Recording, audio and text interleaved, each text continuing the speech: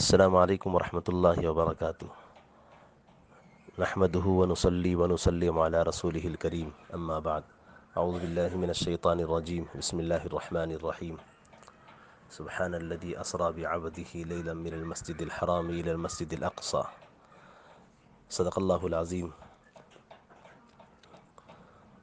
معزز حاضرین، ایک اہم مسئلہ ہے، اس پر کچھ باتیں عرض کرنی تھی۔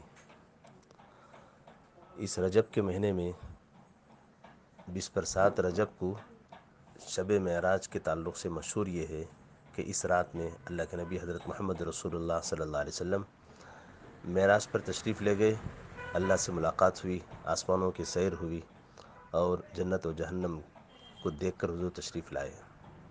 بے شک معراج حق ہے اور حضور کا تشریف لے جانا یقینی ہے، اس پہ میرا اور آپ کا ایمان ہے اور ہونا بھی چاہیے۔ لیکن ایک بات اچھی طرح یاد رکھیے کہ 27 رجب 27 رجب ہی کو حضور معراج پر تشریف لے گئے، اس میں اختلاف بھی ہے۔ پورے یقین کے ساتھ نہیں کہا جا سکتا کہ 27 رجب ہی کو حضور گئے ہوں۔ اگر مان لو کہ 27 رجب ہی کو حضور صلی اللہ علیہ وسلم معراج پر تشریف لے گئے، تو یاد رکھنا چاہیے کہ یہ واقعہ 5 نبوی کو پیش آیا۔ حضور صلی اللہ علیہ وسلم کو نبوت ملنے کے 5 سال بعد پیش آیا، اور اس واقعے کے بعد حضور صلی اللہ علیہ وسلم مکہ مکرمہ میں تقریباً 8 سال اور رہے اور مدینہ منورہ میں 10 سال، تو گویا 18 سال حضور صلی اللہ علیہ وسلم دنیا میں زندہ رہے۔ کسی روایت میں بھی یہ بات نہیں ہے کہ حضور صلی اللہ علیہ وسلم ان 18 سال میں کبھی حضور یہ کہے ہوں کہ یہ 27 رجب کو میرے معراج ہوئی ہے کہ اس رات میں جاگ کر عبادت کرنا ہے، اس دن روزہ رکھنا ہے، کہیں اس کا ثبوت نہیں ملتا۔ اور اللہ کے نبی صلی اللہ علیہ وسلم کے بعد صحابہ اکرام تقریباً 100 سال تک باحیات رہے، زندہ رہے، اور پورے صحابہ کی زندگی سے کہیں بھی یہ ثبوت نہیں ملتا کہ صحابہ نے کبھی اہتمام کے ساتھ اس رات کو منایا ہو اور اس دن روزہ رکھا ہو۔ جب یہ چیز ثابت ہو گئی کہ نہ اس رات میں عبادت ثابت ہے اور نہ ہی دن کا روزہ ثابت ہے، جس بات کا ثبوت قرآن حدیث میں نہیں ملتا اس چیز کو کرنے کی اجازت بھی نہیں ہے، وہ چیز عبادت بھی نہیں بنتی۔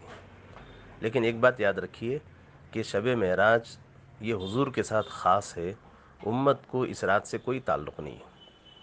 امت کے لیے حضور اللہ رب العزت نے امت کے لیے شب قدر شب برات دی ہے، نبی کے لیے شب معراج ہے، اور صرف نبی صلی اللہ علیہ وسلم اس رات گئے، اس کے بعد پھر پوری زندگی میں کبھی بھی اس رات کو حضور نے نہ تذکرہ کیا، نہ اس رات میں عبادت کا اہتمام کیا ہو۔ لہذا جب یہ چیز قرآن حدیث سے ثابت نہیں ہے تو لہذا ہمیں بھی اس کی کرنے کی اجازت نہیں ہے۔ یہی علماء دیوبند کا، علماء اہل سنت کا اور دین پر صحیح معنی میں چلنے والے عام مؤمنین کا اور اکابرین کا صحیح طریقہ یہی رہا ہے۔ لہذا گزارش یہی ہے کہ آج کے رات 27 رجب کی رات، شب معراج کے رات میں کوئی عبادت قرآن و حدیث سے ثابت نہیں ہے، اور اس رات میں عبادت کرنا گویا ایک دین میں نئی چیز کو داخل کرنے کے برابر ہے، اس پر آپ کو ثواب نہیں ملے گا۔ اگر آپ اس رات میں اس عظمت کے ساتھ روزہ رکھ رہے ہیں، گویا دین میں آپ نئی چیز پیدا کر رہے ہیں کہ اس نئی چیز کے پیدا کرنے پر آپ کو ثواب تو نہیں ملے گا، گناہ ضرور ملے گا۔ لہذا جو بھی کہہ رہے ہیں، ہو سکتا ہے کہ کم علمی کی وجہ سے کوئی یہ کہہ رہے ہوں کہ روزہ رکھنا چاہیے، عبادت کرنا چاہیے۔ ہاں، جو حضرات علم والے ہیں ان سے آپ پوچھ لیں کہ علم والے آپ کو ضرور بتائیں گے کہ اس کا ثبوت کہیں بھی نہیں ہے، نہ ہمارے اکابر کی زندگیوں میں یہ چیز ہے۔ بس اللہ تعالیٰ عمل کی توفیق عطا فرما دے، قرآن حدیث کو صحیح معنی میں سمجھنے کی، اس پر عمل کرنے کی اور اس کو عام کرنے کی توفیق عطا فرما دے۔ وما علینا الا البلاغ۔ السلام علیکم ورحمۃ اللہ۔